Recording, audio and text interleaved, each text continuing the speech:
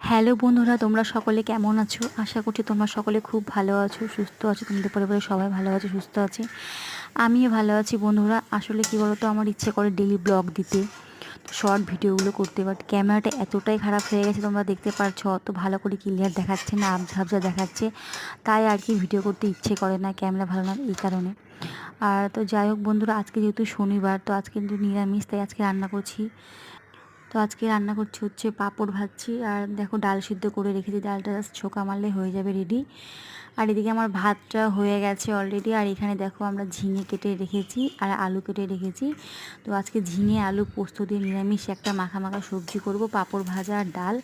আর আজকে ওয়েদারটা ভীষণ ভালো করেছে, রৌদ্র করেছে, প্রচুর কাপড় চোপড় বন্ধুরা আজকে কেচে দিয়েছি। আর স্নান পুজো সব সকালে হয়ে গেছে। তো আর প্রচণ্ড গরমও লাগছে বন্ধুরা। তো তোমরা প্লিজ আমাকে সাপোর্ট করো, আমার এই ভাইয়ের পাশে থেকো, ভালো থেকো বন্ধুরা। বা